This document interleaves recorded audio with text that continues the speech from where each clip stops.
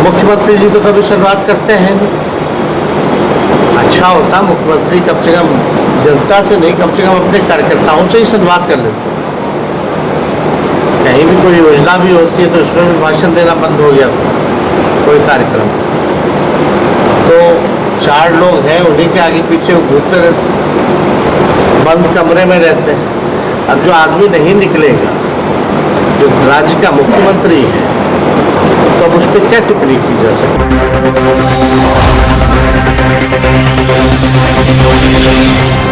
नमस्कार, स्वागत है आपका पीटीएन न्यूज़ में और मैं हूं आपके साथ अनुराधा। नेता प्रतिपक्ष तेजस्वी यादव की आभार यात्रा आज से शुरू हो गई है और समस्तीपुर से शुरू हुआ है। कार्यक्रम को लेकर तेजस्वी यादव देर रात ही समस्तीपुर पहुंचे। वहीं मीडिया से बातचीत करते हुए उन्होंने कहा कि स्वर्गीय कर्पूरी ठाकुर की धरती से आज कार्यकर्ता संवाद को लेकर आभार यात्रा निकले हैं। इससे जो जिलों की समस्या है कार्यकर्ताओं के माध्यम से उसको भी सुनेंगे और कार्यकर्ताओं की जो समस्या है उसे काफ़ी दिनों से पार्टी के साथ जुड़े हैं, उनके क्या विचार हैं उनको भी जानेंगे। मकसद है कार्यकर्ताओं से मिलकर जो बिहार की ज़मीनी हकीकत है, बिहार के लोगों की समस्या को समझ सकेंगे। वहीं जेडीयू प्रवक्ता नीरज कुमार गए बयान पर ग्राहक खोजो यात्रा को लेकर उन्होंने कहा कि यह लोग क्या बताएंगे, क्योंकि मुख्यमंत्री कभी तो संवाद करते नहीं हैं। राज्य के मुख्यमंत्री बंद कमरे में रहेंगे तो उसे हम क्या ही टिप्पणी कर सकते हैं। देखा जाए तो कटाक्ष हो या कुछ भी हो, उससे हमें कोई फर्क पड़ने वाला नहीं है, लेकिन जो मेरी जिम्मेदारी है उसको लेकर मैं करता रहूँगा। और कौन क्या कह रहा है उससे मुझे कोई फर्क नहीं पड़ता है। लेकिन बिहार में इतना अपराध बढ़ गया है, दिन दहाड़े गोली मारी जा रही है, कहीं घर में घुसकर गोली मार दी जाती है। इस पर मुख्यमंत्री लगता है कि इस पर मुख्यमंत्री का इकबाल ही खत्म हो चुका है। पूरे बिहार में भ्रष्टाचार बढ़ गया है और क्या कुछ कहते हुए नजर आ रहे हैं, छोड़े जा रहे हैं हम आपको उनकी बातों के साथ। ठाकुर जी हम सबको देता रहे, उनके विचार पर हम लोग चलने वाले लोग, और आज उनकी धरती को हम लोग नमन करते हैं। और सभी कार्यकर्ताओं से हम लोगों को संवाद करना है, अपनी बात नहीं बल्कि उनकी बात को हम लोग सुनने आए। हम लोगों की कोशिश है कि कार्यकर्ताओं से मिलकर के जो ज़मीनी हकीकत है, ख़ास तौर पे जो बिहार के लोगों की जो ज़मीनी जो समस्याएं हैं, उसको और अच्छे तरीके से हम लोग जाने पहचाने, ताकि बेहतर आपको जो रिपोर्ट जो मिलता है बिहार की स्थिति क्या है, बिहार के लोगों की स्थिति क्या है, समस्या क्या है, जो ज़मीन पे जो कार्यकर्ता रहता है उससे बेहतर कोई जानता नहीं। तो हम लोगों की कोशिश है कि साथ ही साथ सारी समस्याओं को तो सुने ही, लेकिन अपने पार्टी के संगठन को भी हम लोग मजबूत करें। और हमारी व्यक्तिगत इच्छा रही है कि कार्यकर्ताओं से डायरेक्ट जो है हम उनसे पहचान बनाएं, उनसे जुड़ें, ताकि जो भी कार्यकर्ताओं की जो समस्या रहेगी, कार्यकर्ता जो है पार्टी के रीढ़ होते हैं और कई कार्यकर्ताओं ने पूरा जीवन जो है अपने पार्टी को दिया है, तो मेरा फर्ज बनता है कि उनकी बात को सुने, उनसे जुड़े, उनको सम्मान हम लोग देने का काम करें। साथ ही साथ जिले में जा रहे हैं तो हर एक, चाहे ब्लॉक अध्यक्ष से लेकर पंचायत अध्यक्ष तक जो भी कार्यकर्ता है उनसे हमारा मिलने का कार्यक्रम है। तो इसी सिलसिले में हम लोग जो है पूरे बिहार जो है हम लोग घूमेंगे। और पहला जो चरण है वो समस्तीपुर है, इसके बाद दरभंगा, मधुबनी और मुजफ्फरपुर। उसके बाद आप लोग जान रहे हैं कि नवरात्र आता है, तो उसके बाद जो है कार्यक्रम जो होगा सेकेंड फेज वो चालू रहेगा। तो आज इसी सिलसिले में हम लोग समस्तीपुर पहुँचे हैं और आप सब लोग यहाँ आए हैं। आप लोग जान रहे हैं कि बिहार में सबसे ज़्यादा बेरोजगारी है, गरीबी है, प्रति आय व्यक्ति जो है वो सबसे कम है, या किसानों की जो आय है वो पूरे देश में वो सबसे कम है। लगभग 94 लाख 94 लाख लोग जो परिवार जो है बिहार में गरीबी रेखा के नीचे जो है पाए गए हैं। और हम लोगों ने जब महागठबंधन सरकार था तो उसमें जाति आधारित गणना के साथ साथ हर एक व्यक्ति की परिवार की क्या स्थिति है कौन कितना पढ़ा लिखा है, किसका कितना आय है, किसका नौकरी है कि नहीं है, कौन भूमिहीन है, सारा डेटा हम लोगों के पास आया और उसी के तहत हम लोगों को योजना भी चलाना था। जिसकी आय कम है, कहीं रोजगार नहीं है, उन परिवारों को सालाना 2 लाख रुपए का देने की जो योजना भी थी।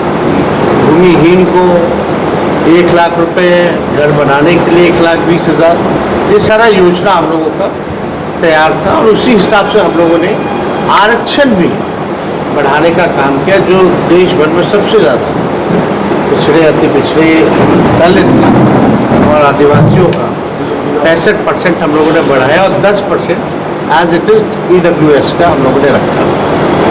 लेकिन आप सब लोग जान रहे कि क्या हुआ, जिसका डर था, हम लोग बार बार चिल्लाते रहे अनुसूची 9 में इसको डाल लो, शेड्यूल 9 में इसको डालना चाहिए, लेकिन भारत सरकार और डबल इंजन की सरकार ने ऐसा नहीं। तो आज इसी सिलसिले में हम लोग आए हैं, पीड़ा भी होती है, हम लोग नए सोच के हैं, नया बिहार बनाना है और नया बिहार बनाने में इन कार्यकर्ताओं का हम लोगों को साथ चाहिए, विश्वास चाहिए।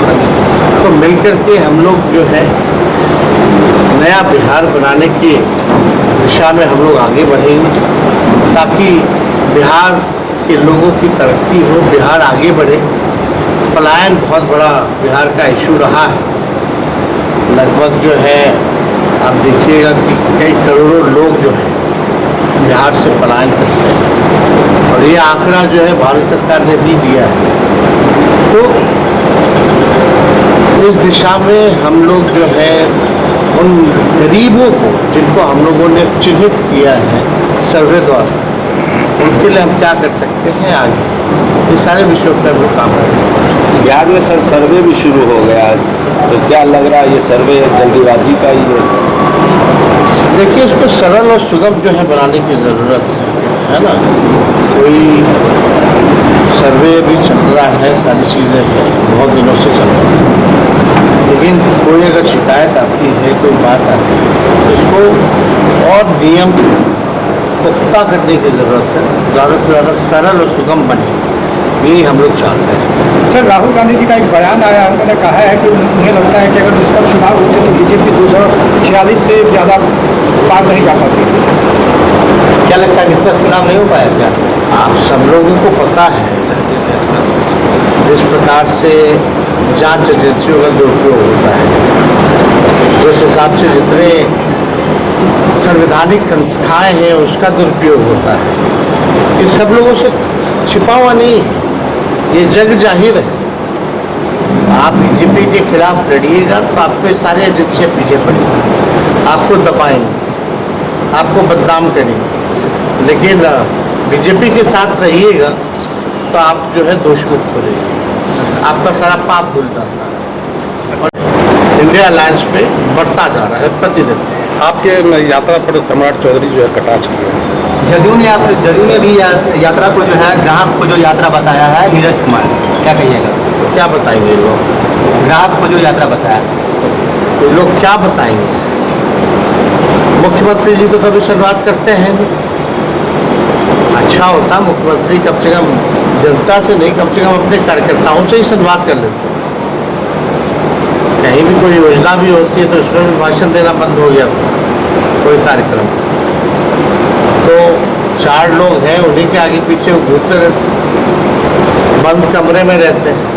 अब जो आदमी नहीं निकलेगा, जो राज्य का मुख्यमंत्री है, तो अब उस पर क्या टिप्पणी की जा सकती? तो देखिए, कटाक्ष हो, गाली हो, जिनको जो देना है वो देते रहे, उससे कोई फर्क पड़ने वाला नहीं है।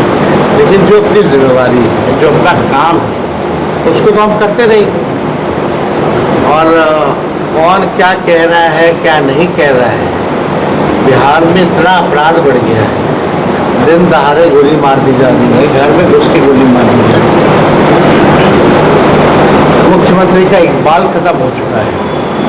आप देखिएगा पूरी तरीके से भ्रष्टाचार हो रहा है, ब्लॉक हो, थाना हो, लगातार जो है भ्रष्टाचार चल रहा है। सर्वे की बात की जा रही है, उसमें भी बड़ा शिकायत आ रहा है कि उसमें भी पूरा भ्रष्टाचार चल रहा है। तरह तरह की बातें हैं और मुख्यमंत्री जो है वो चुप है, हर एक मुद्दे को लेकर के चुप है। चाहे वक्फ बोर्ड का मामला हो, चाहे क्रीमी लेयर का मामला हो, चाहे आरक्षण जो हम लोगों ने बढ़ाया था उसको 9वीं सूची में डालने का मामला हो, लेटरल एंट्री का मामला हो,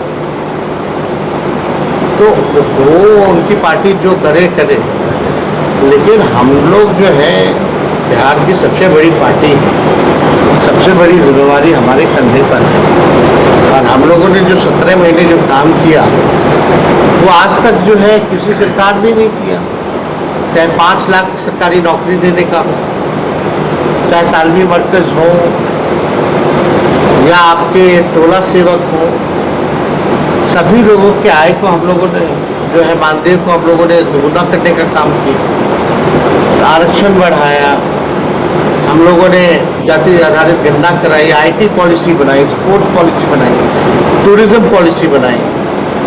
नियोजित शिक्षक जो कई सालों से आंदोलन कर रहे थे उनको हम लोगों ने जो है राजकीय कर्मी का दर्जा देने का काम किया। तो कई ऐतिहासिक काम हम लोगों ने किए जो किसी से छुपा नहीं है और केवल मात्र 17 महीने में। तो हम लोग जो है जो कहते हैं वो करते हैं। कुछ लोगों का दिलचस्पी जो है कुछ ना कुछ, अब निकले हैं तो कुछ ना कुछ तो बोलेंगे ना, नहीं निकलेंगे तो बोलेंगे, निकलेंगे तो बोलेंगे, जो भी करेंगे तो लोगों को तो बोलना काम है, बोलते हैं। कोई बड़ा घोटाला हुआ है, उसको लेकर क्या कहिएगा? हुआ है, बड़ा फर्जी बड़ा हुआ, लेकिन हम लोग के हटने के बाद तो पेपर ही लीक हो गया, उसके बाद नीट का भी पेपर लीक हो गया। कार्रवाई किस पे, कौन है दोषी आप बताओ, हम पूछना चाहते हैं। जिन युवाओं के भविष्य के साथ खिलवाड़ हुआ, आखिर दोषी कौन है,